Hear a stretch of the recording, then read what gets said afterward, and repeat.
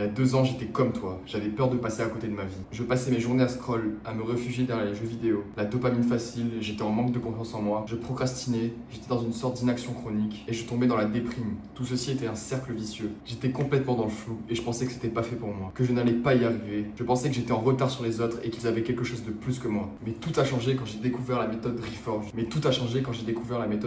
Cette méthode-là m'a permis d'avoir un corps sec et musclé, de trouver ma mission de vie, d'être dans l'abondance et aligné avec moi-même. Pour te faire court sur mon histoire, j'ai pas eu un parcours des plus simples. J'ai commencé skinny, en manque de confiance, à 65 kilos, sans connaissance, sans potes pour m'aider. Manger, je me suis entraîné à fond et malgré ça, j'avançais tellement lentement. J'ai testé et échoué plusieurs prises de masse pour au final devenir skinny fat. Et une fois que je me sentais musclé, plus confiant parce que je m'étais conçu une carapace contre le regard des autres, je complexais de nouveau parce que je me trouvais gras. Mais depuis que j'ai conçu la méthode Reforge, j'ai réussi à créer une identité alignée avec moi, grâce à une structure clairement établie. J'avance au quotidien avec des actions précises, visées vers mes objectifs. Je suis arrivé de quelqu'un de gras à 90 kilos. Pourquoi? Parce que je me suis fait une blessure. Je me suis fait la rupture complète des ligaments croisés et la fissure du ménisque. Je me suis fait opérer et j'ai dû arrêter la salle pendant au moins 2 mois. Un mois avant l'opération et un mois après l'opération, je ne pouvais plus marcher. Mais j'ai réussi, grâce à ma détermination, à reprendre la marche au bout de 3 semaines. Le reste, j'étais cloué au lit à cause d'une blessure que je n'avais pas prévue ni demandée. C'était frustrant, oui.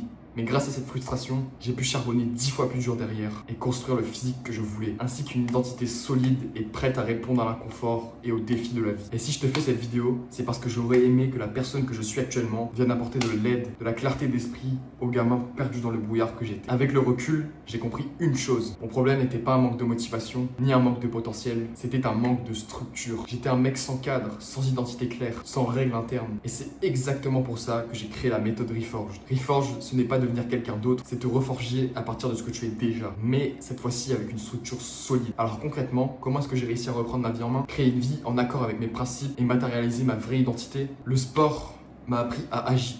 Le sport tout d'abord m'a appris à agir et la spiritualité m'a appris pourquoi agir. Voilà pourquoi les deux sont essentiels pour avancer dans la vie. Grâce à deux piliers principaux, le sport et la spiritualité, le corps et l'esprit. Mais avant que je continue, je t'invite à poser un like, à t'abonner à ma chaîne YouTube si tu veux plus de valeur. C'est donnant-donnant. Toi, tu me donnes de la force et moi, je te donne de la valeur. Et surtout, viens sur Insta, c'est là-bas où je suis le plus actif. Pour les plus curieux d'entre vous, j'ai sorti une newsletter où j'envoie un maximum d'infos, un maximum de valeur premium. Alors, envoie-moi un message sur Insta et je te l'enverrai avec grand plaisir. Donc, on est parti. Tout d'abord, le pilier numéro 1, le sport. Et pourquoi le sport?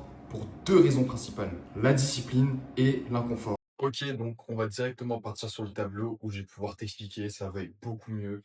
Donc c'est parti, let's go. Donc comme tu peux le voir, je t'ai fait un petit schéma comme d'habitude. Je pense que tu vas kiffer. Celui-là, il est un peu plus complet que d'habitude. On va y aller étape par étape. Tout d'abord, le pilier numéro 1, la discipline. On commence par le sport parce que sans action, tout le reste n'est que de la réflexion, de la procrastination, de la branlette intellectuelle. Quand tu pratiques un sport, tu es obligé de t'instaurer une discipline pour progresser, ainsi que de te confronter à l'inconfort pour avancer et atteindre les objectifs que tu t'es fixés.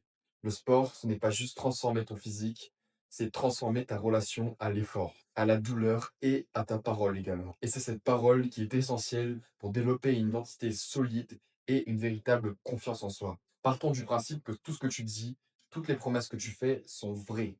Si tu te conditionnes avec le sport en te disant, par exemple, demain, je vais faire ma séance à 6 heures. Demain, je vais courir 5 kilomètres. Je vais atteindre tel objectif au développé couché avant la fin du mois. Et que tu appliques réellement, tu renforces ta confiance en toi ainsi que ta capacité d'action. Parce que ce que tu dis, ce que tu te promets, tu le fais. Ta parole vaut de l'or. Imagine maintenant si tu appliquais cette règle dans la vie de tous les jours. Tu serais capable de tout faire, d'atteindre la vie que tu veux et de vivre à travers ton plein potentiel. Voilà pourquoi le sport façonne profondément l'identité. Pour en revenir à la discipline, ce n'est pas être motivé tous les jours, c'est faire ce qui doit être fait, même quand tu n'en as pas envie. Et ces preuves, c'est toi qui les construis jour après jour. Tu dis que tu t'entraînes, donc tu t'entraînes. Tu dis que tu manges correctement, tu le respectes. Tu dis que tu tiens, donc tu tiens. Petit à petit, ton cerveau comprend une chose essentielle. Je suis quelqu'un qui tient sa parole.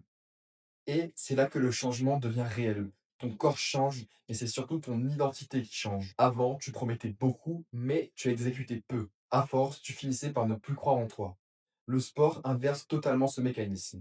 Il te donne des preuves concrètes. Répéter que tu peux compter sur toi-même. Pas en faisant des exploits extraordinaires, mais en faisant l'essentiel encore et encore. La discipline devient alors une identité.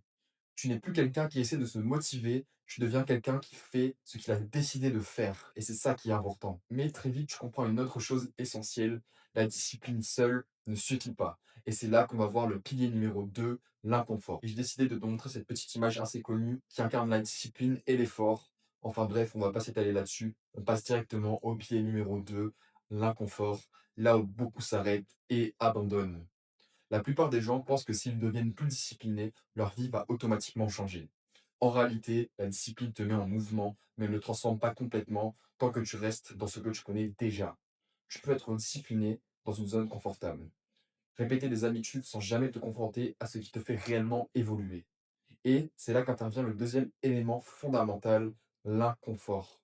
L'inconfort, c'est ce que ton cerveau cherche à éviter en permanence.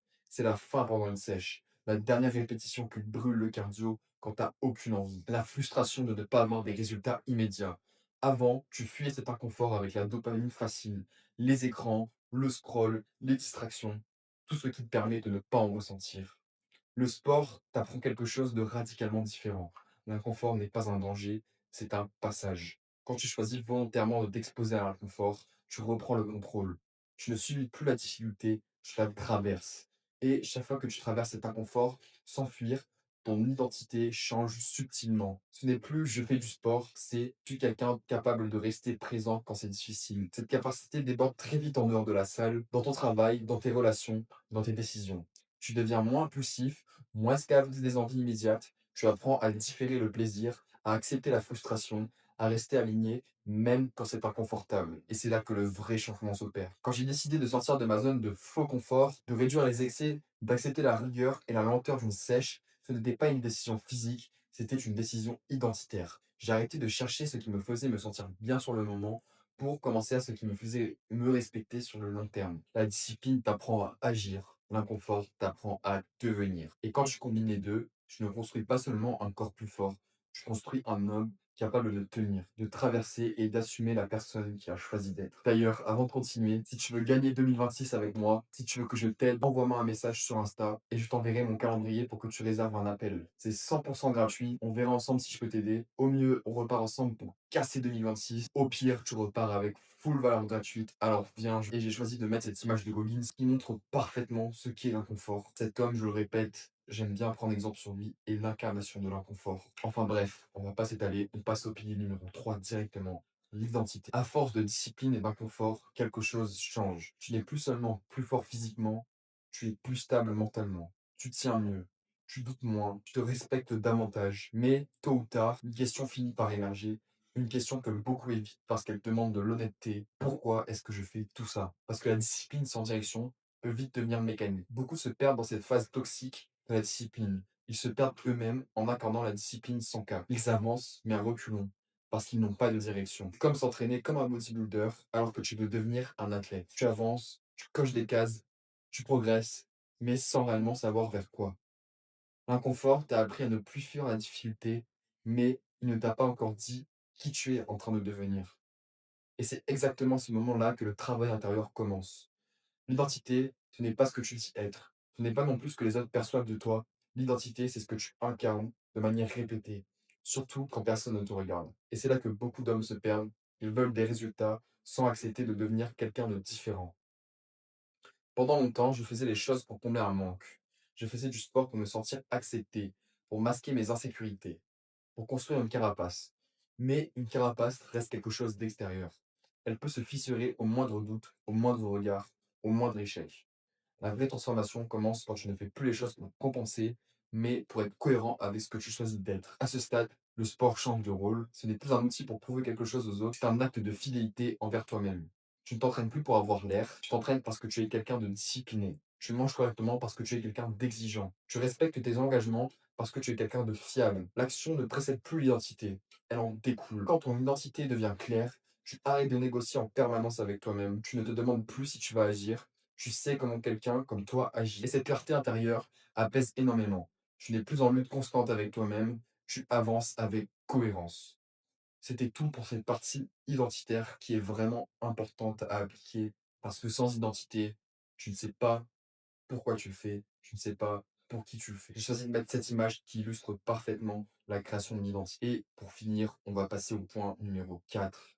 Et pilier numéro 4, la mission de vie. Mais même avec une identité plus solide, il reste un risque. Tu peux devenir discipliné, structuré, constant, et pourtant tourner en rond. Parce que savoir qui tu es ne suffit pas si tu ne sais pas où tu vas. L'identité te stabilise, mais c'est la mission de vie qui te donne une direction. La mission de vie n'est pas un métier, ni un objectif financier, ni un plan figé pour les 20 prochaines années. C'est une direction profonde, une raison suffisamment forte pour te lever le matin et accepter l'effort sur le long terme. C'est ce qui transforme la discipline en engagement et l'inconfort en choix conscient. Quand tu n'as pas de mission claire, tu avances par impulsion. Tu commences des choses, tu t'arrêtes, tu changes de cap au moindre doute. Tu es facilement influençable parce que rien ne te sert de boussole interne. À l'inverse, quand ta mission est claire, tu acceptes plus facilement la lenteur, les phases de doute, les sacrifices temporaires. Tu sais pourquoi tu continues, même quand c'est difficile. Ma mission est née de ce que j'ai traversé, du flou, de l'inaction, du sentiment d'être en retard, de ne pas être à la hauteur, de la procrastination, des échecs, des coups durs de la vie. J'ai compris que ce chaos n'était pas inutile, qu'il pouvait devenir un point de force, qu'il pouvait devenir un point de départ. Comme l'a dit l'un de mes auteurs préférés, Napoléon Hill, pour ceux qui connaissent, toute difficulté porte en elle le germe d'un avantage équivalent ou supérieur. C'est comme ça que j'ai trouvé ma mission.